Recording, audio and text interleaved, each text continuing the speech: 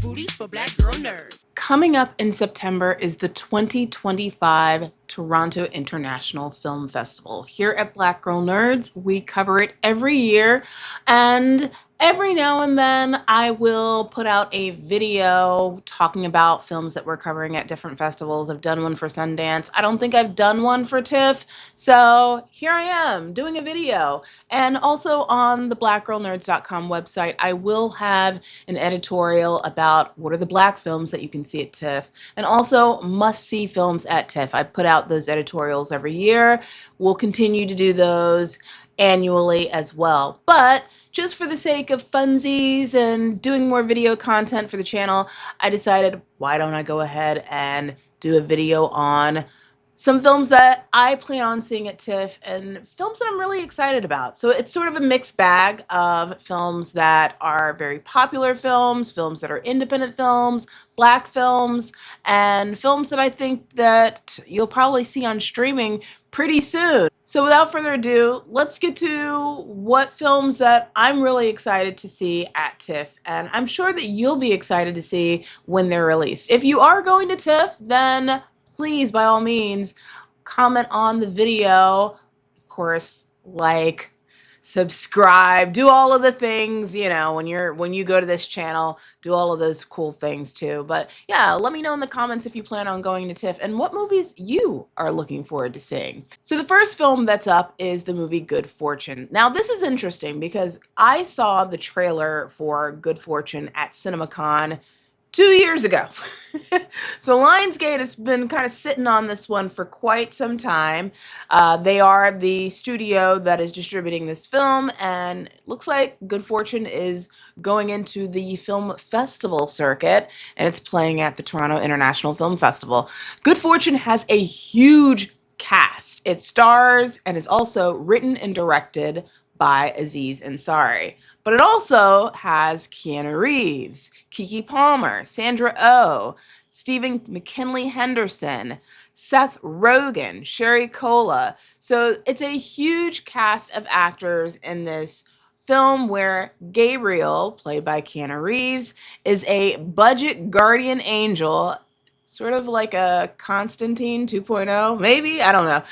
But he's a guardian angel who attempts to teach a gig worker, Arj, played by Aziz Ansari, that wealth isn't the answer, but the body swap he orchestrates with a wealthy tech entrepreneur, played by Seth Rogen, his name is Jeff. He resolves Arj's problems instead, and the angel loses his wings and ends up stuck on Earth as chaos ensues for all involved.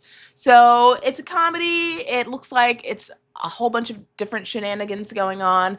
A little concerned that this film was premiered a couple of years ago at CinemaCon, and CinemaCon usually premieres films that are going to launch in theaters because CinemaCon is like the Comic-Con for movie theater owners, and they're usually films that are going to be released to the theaters, and that didn't happen. So that always concerns me a little bit, but we'll see how this movie turns out. I'm very excited for it, and that's definitely on my short list of films to see at TIFF. So the release date for Good Fortune is on October the 7th. The next film up is Wake Up Dead Man, a Knives Out mystery. Now, the Knives Out franchise, I am a huge fan of, love them all, and I think that this is going to just be a whole bunch of fun. Director-writer Rian Johnson is back with his third installment in the beloved franchise following Knives Out as well as Glass Onion. And the plot remains really under wraps. It's teased that Benoit Blanc's kind of got his most dangerous case yet in this film, and it's got a darker, more gothic tone than its predecessors. Daniel Craig reprises his iconic role as Detective Benoit Blanc, and he's joined by a huge cast, which includes Josh O'Connor, Glenn Close, Josh Brolin, Mila Kunis, Jeremy Renner, Kerry Washington, Andrew Scott, Kaylee Spaney, Daryl McCormick, and Thomas Hayden Church. Woo! That is a huge cast. So of course, it's the Knives Out franchise. We would not expect anything less.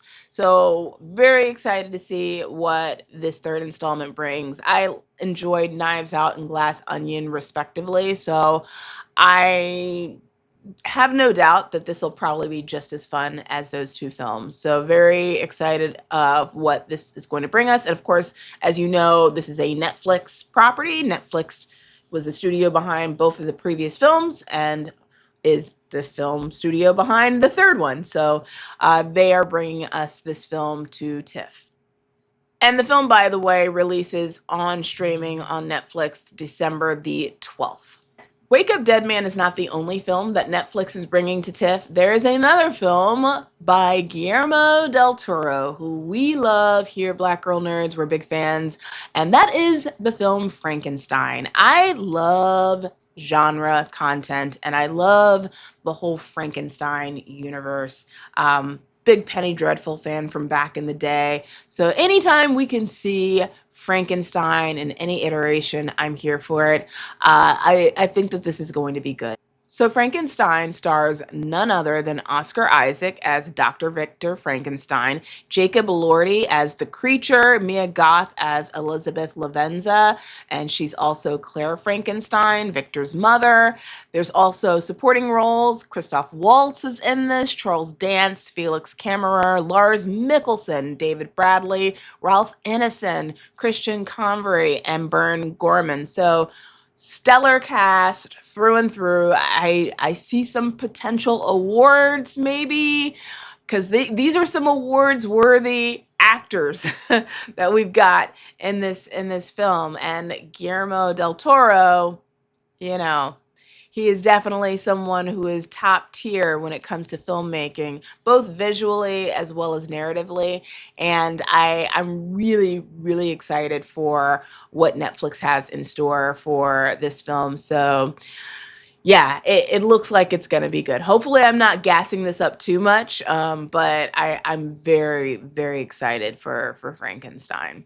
That is coming out in November. There is a limited theatrical release, which, as you know, when Netflix does limited theatrical releases, that means that they're doing the awards play. So don't be surprised if you hear this film in the awards conversation later on down the road. Next up is Steven Soderbergh's film, The Christophers. I want to see this movie for one reason and one reason only, and that is Michaela Coel. That's it. That's it. Michaela Coel. I love her. I adore her. And anything that she's in, I'm going to see it. Also, just the fact that Michaela Coel is in a Steven Soderbergh movie, that has my interest piqued. The Christophers is this taut, darkly comedic satire that was written by Ed Solomon. Of course, it's directed by Steven Soderbergh, and the story centers on the estranged children of a renowned but now deceased artist. In a cunning scheme, they hire a skillful forger to complete their late father's unfinished paintings, intending to unveil and sell them for profit. Michaela Coel, she takes on the role of the forger, bringing on both psychological depth as well as unpredictability. Other actors that are in this film, Ian McKellen is in this, and James Corden and Jessica Gunning round out the ensemble of complicated relatives. The film will make its world premiere at TIFF, and we don't have a release date on this one yet that I can find. So if you guys know a release date, please let me know in the comments. But I could not find a release date on this film as of yet. But it will make its world premiere at TIFF. So maybe it doesn't have a buyer yet. That's what I'm guessing. But I'm excited. I'm excited. The last festival film that I saw of Steven Soderbergh's was Presence, and that was really good. That was a pretty phenomenal horror film that I really enjoyed. So very excited for what Soderbergh brings us with this, and of course, what Michaela Coel, what she does best, is giving us her all. So the number one film that I am very excited and my most anticipated film of TIFF is the movie Hetta. Tessa Thompson and Nia DaCosta are reuniting once again to work on this project. So many, many years ago, they were in this little independent film, little, called Little Woods. And it was just this beautiful film. I arguably would say that it was one of the most strongest performances of Tessa's career. And not many people talk about it. I don't even know if a lot of people even know about it, because when people bring up Nia DaCosta's career, they either bring up Candyman or The Marvels. They don't bring up Little Woods. So it's such a remarkable movie. And if you haven't seen it, check it out. But she's back with Tessa in this movie, Hetta. It's created entirely by Nia DaCosta. It's an epic and visceral reimagining of Ibsen's 1891 play, Hedda Gabler, continuing her distinctive storytelling vision. Tessa Thompson is in the title role, and the supporting ensemble includes Imogen Poots, Tom Bateman, Nicholas Pinnock, and Nina Haas. So, very excited about this. This premieres at TIFF.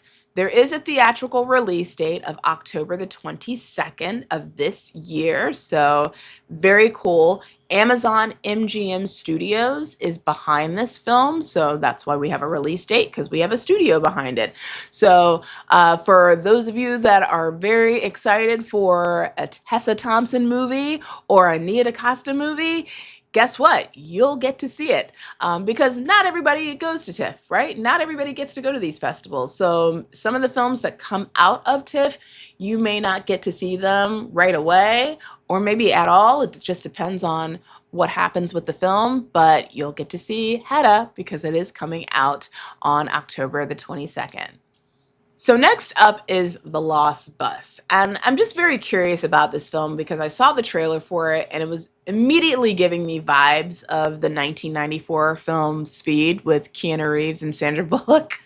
So I'm, first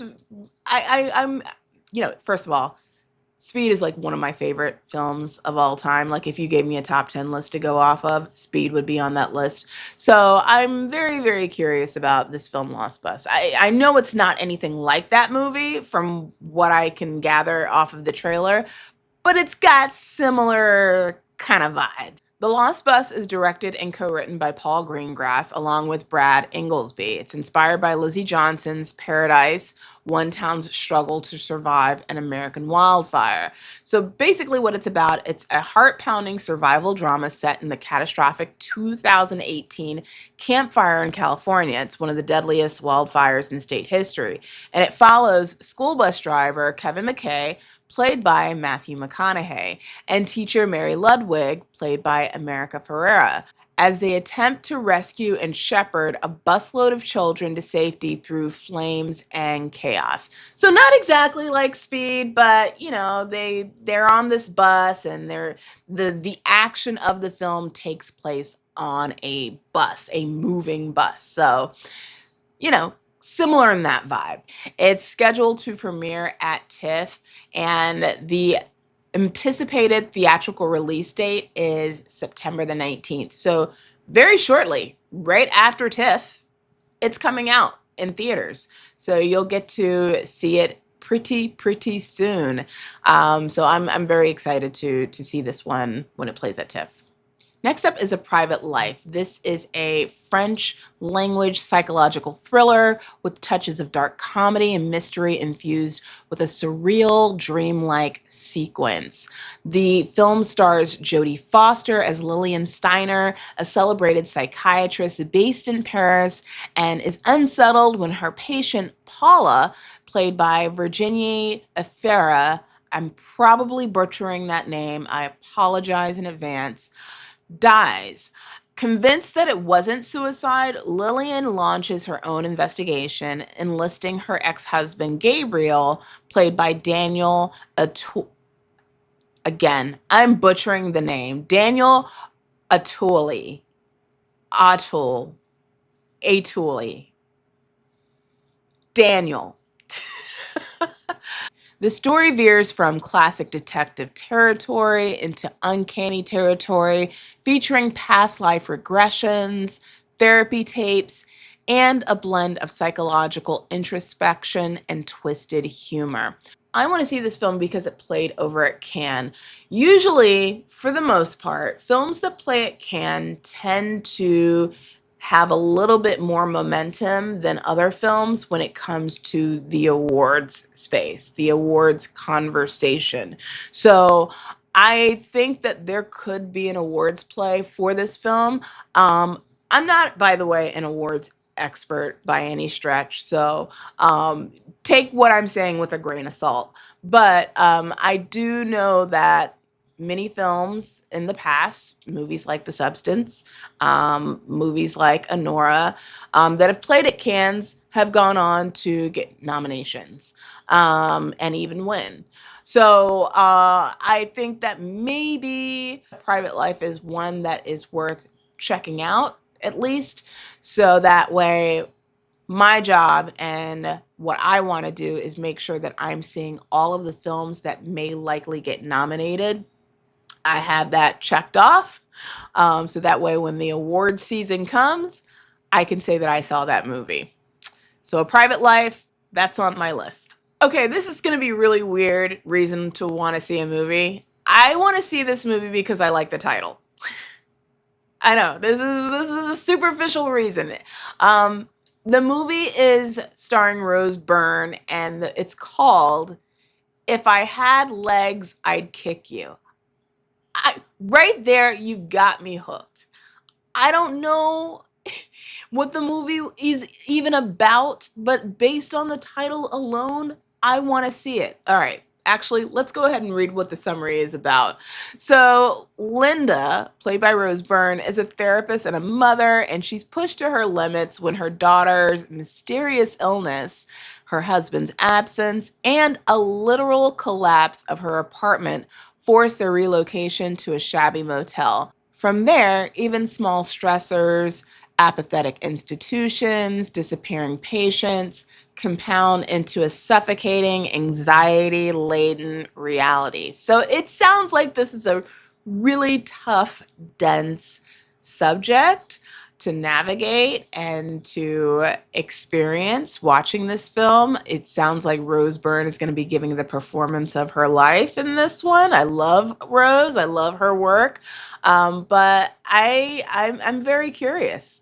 I just love the title, and I want to see it. I want to see it, and I'm a big Rose Byrne fan, so she doesn't really miss with her performances. And the cast have piqued my interest because this cast includes Conan O'Brien as her therapist. ASAP Rocky plays James, a motel neighbor whose kindness offers brief respite. And then supporting cast members include Danielle McDonald, Christian Slater, Delaney Quinn as the unseen daughter. So this is a very interesting cast. And I'm definitely, yeah, I'm there. I am there. This film does have a release date, and guess who's the studio behind this? It's A24. So right there, A24. Guess who also doesn't miss? A24. They don't miss. So they have a release date of October the 10th for this film. So yeah, I'm all in, and good on ASAP Rocky for knocking out these A24 movies. He was just in Highest to Lowest, and that's also A24. So, all right, get that A24 bag, ASAP.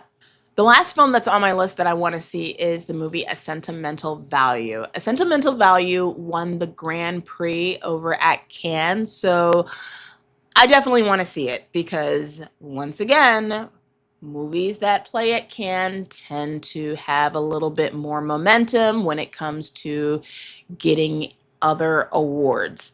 So I think that, and also getting the Grand Prix is a big deal. In 2023, Zone of Interest won the Grand Prix at Cannes, and that movie went a long way. So, and that also was a very incredible, well done film. So I am very curious about this one. So Sentimental Value, directed by Joachim Trier.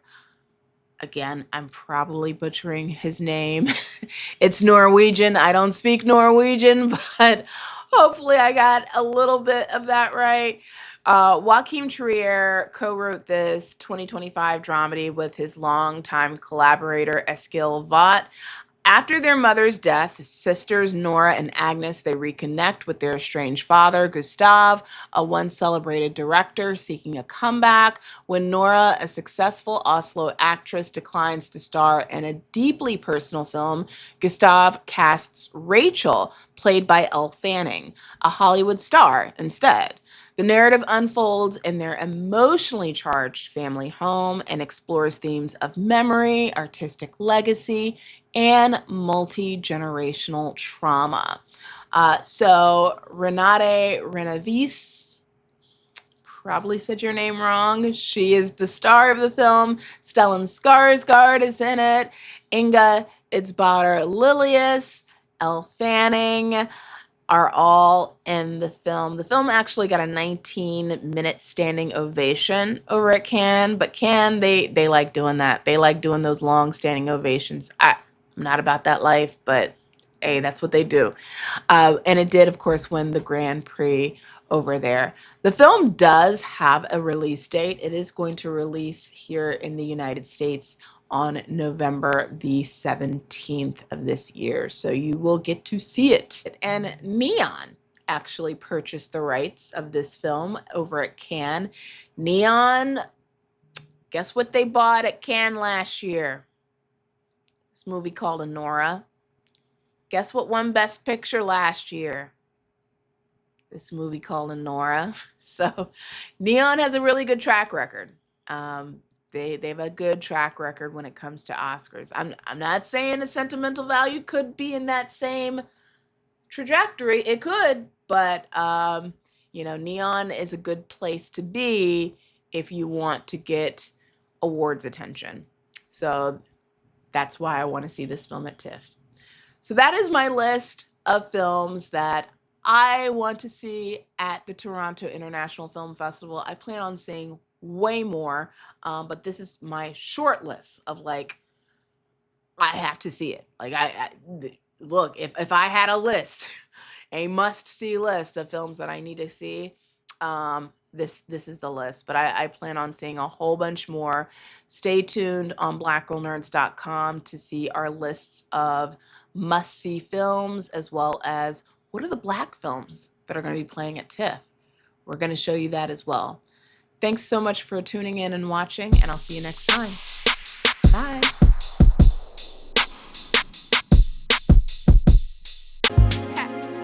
Better shake your booties for black girl nerds. Better shake your booties for black girl nerds.